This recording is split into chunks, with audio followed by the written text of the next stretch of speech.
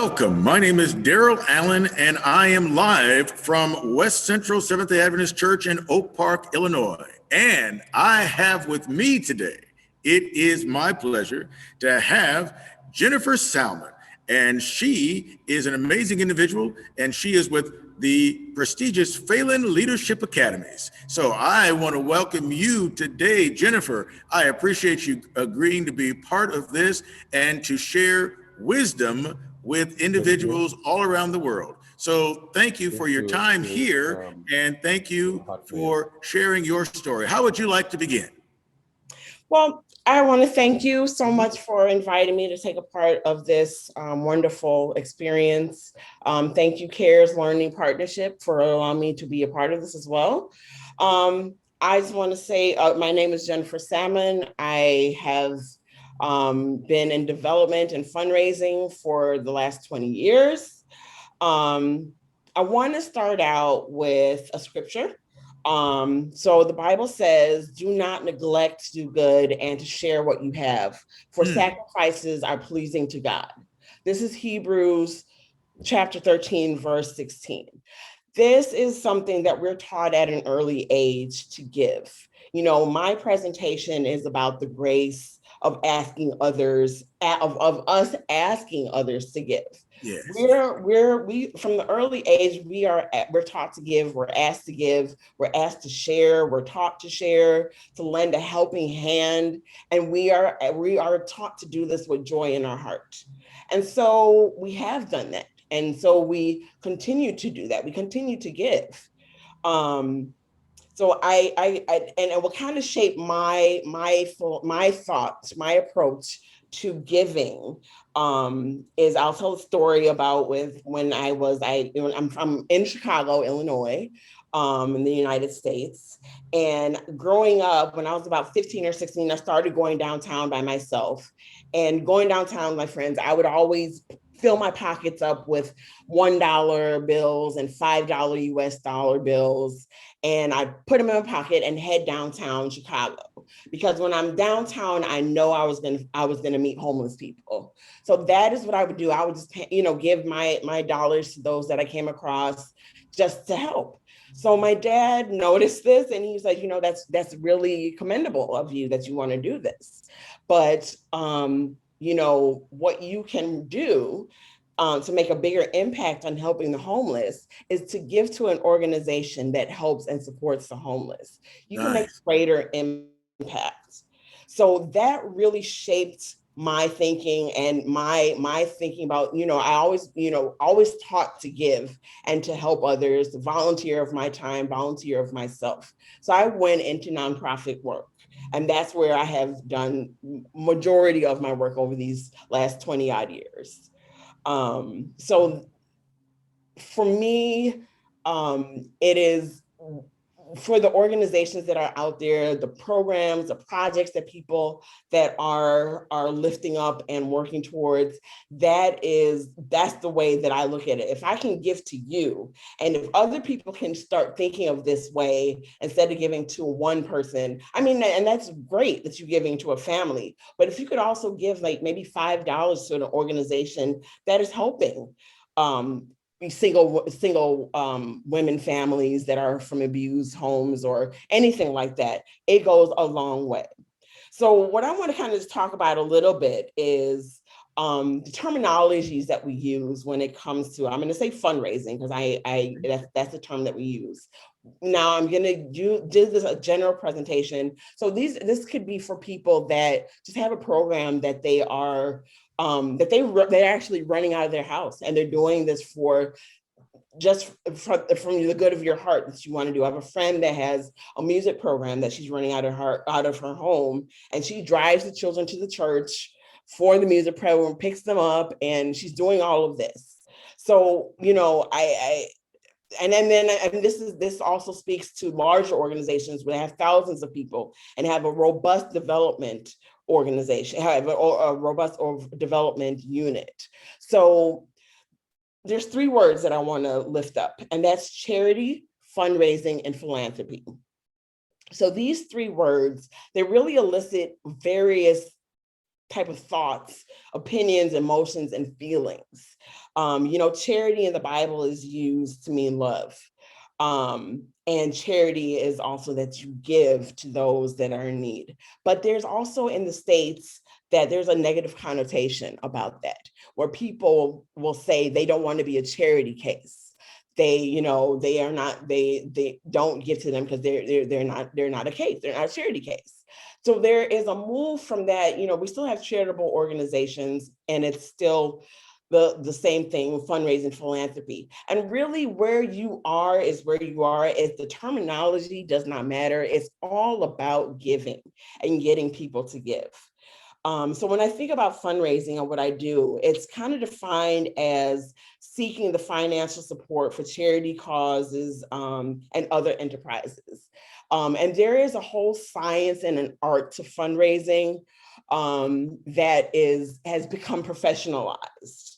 And there is a robust community industry of fundraising, which we're now making, and it goes to my third point of philanthropy. And this is really where I'm hoping that my organization, Phelan Leadership Academy, is moving from fundraising and going more into philanthropy when we talk to our donors or those people that are giving. And philanthropy is just to promote the welfare of others, expressed especially by generous donations of money to good causes and your time. So, and that's the kind of the place where I want to lie is with philanthropy. It is for the overall good of others and what it is we can do as a society to make sure that everybody is on a level playing field and have the basic necessities of life. And that is, so the philanthropy, when I look at some of our donors that I've worked with in the past, they really look at philanthropy and they want to know what is the impact that their dollars are making. It's again a little elevated, but whatever language that you're using to fundraise or to support a charity, whatever, it is still all the same. It is still all the same, but it's just the way the approach and like I said before with charity, that is so it has taken on negative connotation a bit in the States. So we're moving away from that. So I just think, for me, I'm just so thankful and I'm just so blessed that it's my job to ask others to give. And I think this comes to the gist of my presentation, the grace of asking others to give. I talked to a pastor friend of mine, and, pastors, that's part of their calling, to ask their congregants to give, because everything they're doing is to support their congregation and their members. But she actually shared with me when she first had to make an ask outside of just people tithing, she was completely out of her comfort zone. There is a fear that people have. There is a hesitation. There's a fear of rejection, and I'm not knowing how to do the ask. And this is a pastor that has led the congregation for several years, and she knows this is part of her calling. So then, that says to me, you just kind of have to think, you have to have the divine audacity to know that you are doing God's work and that you are asking, as when you're asking others to give, you're inviting people into the joy of giving, and you're inviting people to be a part of this organization, the cause, the people that you're reaching out to help and lift up and to empower them, that you're inviting them to be a part of this. And so whether it's they can give $1 or if they can give $5,000, I think it's that you just invite people to ask. And I know there's people that are asked to say, can you raise $100? And rather than going out and raising that $100, they give that $100 out of their own pocket. Because again, it goes back to that fear of asking other people. It makes them feel uncomfortable. to ask other people. But can you imagine if they did go out and ask that those other people for $100, $10 here, $5 here, $1 here, that would be $200 that we have raised. The $100 that you can give, since you gave that, plus the $100 from asking other people to join you. Jennifer, that is amazing right there. So the idea of the grace of asking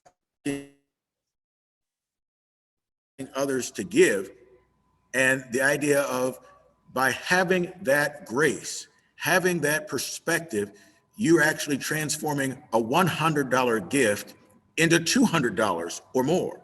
That the words that you just shared, you said rejection, fear of rejection might keep people back. The idea of the divine audacity of having something that is so important that you are asking someone else to join you in doing that good thing. So I want to just, I mean, there's so many highlights from what you have said.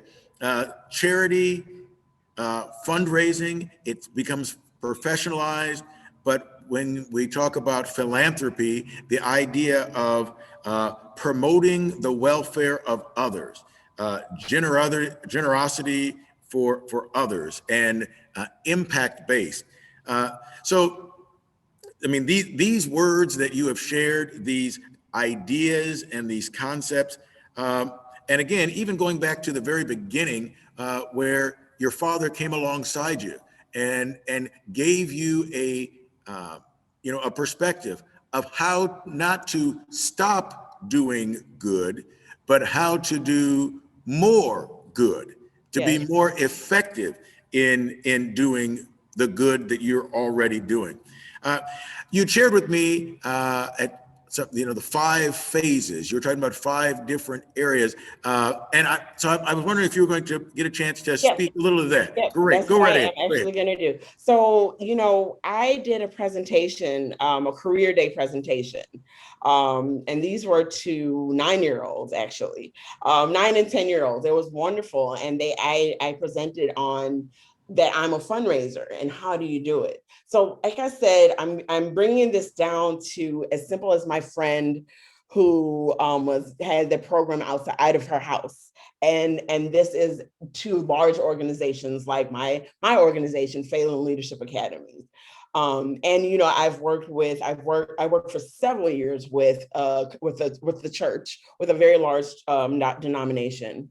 And one of the things that I found is that people, just the basic things of asking, it's very simple. It's very down to the basics. But when you're going to a larger scale, it gets more complicated.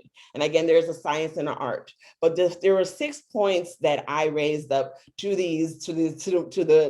my audience of 9 and 10-year-olds. And I challenged them to go out and you fundraise for someone or something that you think can need your help. And they were really excited. And so what I told them, I said, is you have to ask yourself, why is this important? You really have to internalize, what are you raising the funds for? Why is this important? Why is this important to you? Because when you're talking to other people, you really have to be able to make this case clearly and authentically. And then the second step is to really learn the story. Learn the story. What is the story of what you are raising the funds for? And that is the process of where I am right now with Phelan Leadership Academies. We are building a philanthropy team right now. So we are just gathering as much information about our organization and our donors, and just learn the story of who your projects, your program, your organization is helping. So you can go back and share this story and really understand, and that helps you learn why this is important and why this is important to you. Then the next step is making a list of people who would be interested in hearing this story.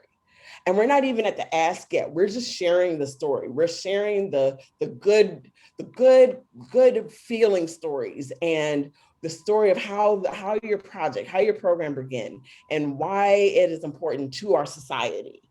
And then the next step is once you have this list of people that you want to share this, and larger scale organizations and that are work, we call this like prospect development, developing a pipeline of donors.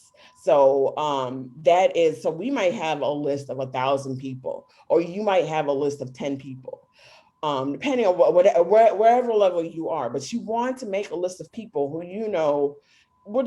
might want to hear this story. And then once you get that list together, you share the story. You share the story with them. You find out, then you work with them, and you find out, where do their passions? Does this resonate with them? And where do their passions lie in this story? And then after you've shared the story and you've had the conversation with them, and you ask them about their own story and how they fit into your cause that you're raising funds for, that's when you can go to the ask. After you develop the relationship, you share the story, you get their story. Then in step 5, I would say, is that you ask or you solicit those people that you shared your story, and you ask them to join you in support. You ask them to join you. It could be to offer a prayer. It could be to be a volunteer. It could be and then we want to ask them to give financially, as to their capacity. Again, at this level, higher levels, there's a whole um learning the capacity of the people and how much can they give, and the whole science of it that I will talk about a little later, about what my partners and I do, and a little bit higher level. But once you ask them for the support, and you say, can you give this amount, or how much can you give? How much are you willing to give? You thank them. And it's all about stewardship at the end of the day. You thank them for their time. You thank them for listening to you, and you thank them for sharing. And then hopefully at the end, you thank them for their financial support. So those That are the 6 basic steps. that is phenomenal. And I'm just going over that again because you did that so well, but I don't want I don't want any of the listeners to miss the idea Sure. why it's important. Learn the story. The idea of making the list Of people that we might want to ask. of hearers. I love it. Yeah. And then share the story and discover their passion. That is powerful. Share the story and discover their passion. And then the idea of their story. And as their story joins with our story, that's where there's a considerable amount of background work. And then the ask. And then I love it. I love it. Number 6, the thank you. Thank you to them for their support in ways that are not financial, and then their support for those things, hopefully, that are financial. Jennifer, go right ahead. I just had to give a recap. That was in case anybody had missed that. I just wanted to just tattoo that right on the forehead. Thank you. Go ahead. Thank you. So my thinking is that we want to build a culture of philanthropy within our organizations. The fundraising is I look at that as the technical work that we do. So I am the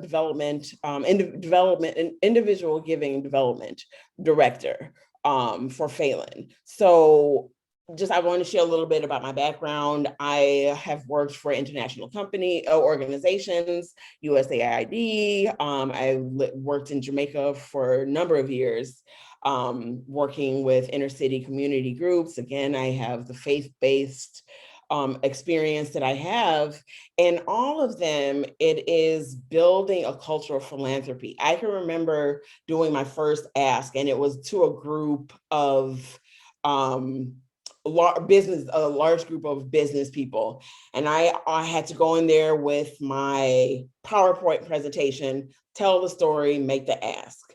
Where we fell short was the follow-up. And that is and the stewardship. That is the key piece. And I'm glad you focused on that on the last part, is stewardship and saying thank you. So that is one of the things that we are, when you first are starting to do your fundraising, is just to say thank you. First thing you say is thank you. Thank you for taking the time to listen. So it is, it is something that I say again, I am so thankful that I am able to thank people, to get to invite people to give to so many different causes that I've been involved in the past. And being a fundraising a professional is something that is just growing. This field is growing, and there's so many needs out there. So there is the need for organizational development. You want to look at your board. Your board should always be part of your donor base. Your board should be a donor. You should, looking at your employees. Are your employees giving? As a fundraising professional, you're always looking ways to make those connections. Who can give? Who has? And then if the person is not able to give financially, they're or of their time, ask them, who in your network do you think I can go to and speak to as well? Right. So that's part of being a fundraiser. You have to be very creative, and you have to look at it as kind of as a broad level. So it's not just asking the one person for this dollar. It is inviting people in to come to a concert. Say, can you come to a concert of the story I was telling you about my friend that has the music program for children? Can you come to a concert? Invite them in and then start the call. It's about relationship building that relationship. And it's looking at events. It's looking at, it's very comprehensive. And that comes down to, again, the thought of philanthropy and how we can bring people in on various levels of making an impact on other people's lives. And it's beyond just giving their dollars, but how those dollars are going to make a transformation. Wow, that is phenomenal. We've got about 6 minutes left, so I wanted to give an opportunity if there would be some questions. But before we do that, the idea of you mentioned that board members should be donors. You talked about the giving network, and again, my favorite phrases is shared. And again, the passion that you have is obvious. The process, the 6 steps you gave is very useful to anyone, anywhere in the world, particularly in faith-based organizations. So what we'd like to do is, if you have maybe just a phrase more that you'd like to close out with before we open things up for some questions. We don't know how many we'll have, but we'll open them up for questions anyway. Sure. So, basically, I just think that there is something sort of spiritual about inviting other people in the joy of giving. And like I said in the beginning, we're raised to give. Our society would say we give of ourselves, but when it comes to asking, there is that hesitation. And I would love to be that voice, that advocate, to help you come out there and make those asks, to get over that hurdle of that fear. The first time you get your first donation, it's just a boost, because you have raised that money and you are just growing the mission of the organization, or the mission of the program or the project. And it's not just you, but inviting other people to give. And there's something so spiritual about that for me, to invite, and it's inviting any and everybody. If the person can only give $1, invite that person to be a part of transforming this society. And it's not about inclusion, it's all about inclusion. If it's only $1, and if they can only give $1 a year, go back to them again for that $1. Excellent. Wow, that is beautiful. You bring up scripture earlier, the idea that it's more blessed to give than to receive. And from what I hear you saying, you're inviting individuals to part of the more blessed. Yeah. It is more blessed to give than to receive, and it is. You're inviting people to be part of the more blessed. And so, I guess my first question that I would pose to you is: do you regret your learning to ask to give? Do you regret learning? Not at all. Not at all. You know, my myself, I am an introvert, and it's not for me to I am one of those that has been very hesitant to ask people to give. And I would be one of those people that to give the $100 instead of raising the other $100. So my learnings about learning how to ask others to give has just empowered me. I just, it has just empowered me. And it is just, and it's, you know, you're excited to invite people to your congregation to visit your church. I'm excited to invite people to give, to continue to augment this project, this program, this organization that I'm a part of. It's something that is yeah, no regrets, no, No no regrets. No regrets at all. regrets. I Yeah. think it's only added value to my life. Wow. Wow. And again, you just keep dropping nuggets. You just keep dropping nuggets. The idea that you categorize statement that that learning to give empowered you, and that there were no regrets. Yep. Jennifer Salmon, you have presented a case for the grace of asking others to give that I am honored and pleased to have had you with us sharing this information. You gave a 5 point, 6 point actually, process of giving. You shared information about the relationship building pieces, the fear of rejection, how to do the ask. But at the end of the day, I am pleased that Phelan Leadership Academies have you, and I am so blessed that our audience has had an opportunity today to hear from your passion, hear from your perspective, and hear your charge that there is the grace of asking others to give. I hope that sometime in the future you'd agree So, to come back and we'd share again. so Yes. we have a couple more questions that have come through. We want to get to those before we wrap up. We have one that says, "How did you get over your fear or discomfort as an introvert when asking for that first gift?" You honestly, for me, it was just saying to myself, I am in a position to ask others for people that can't ask for themselves. There are people that just, you know, they're just not in, they need the assistance, they need the support, they need the empowerment. And I am in this position where I can help them.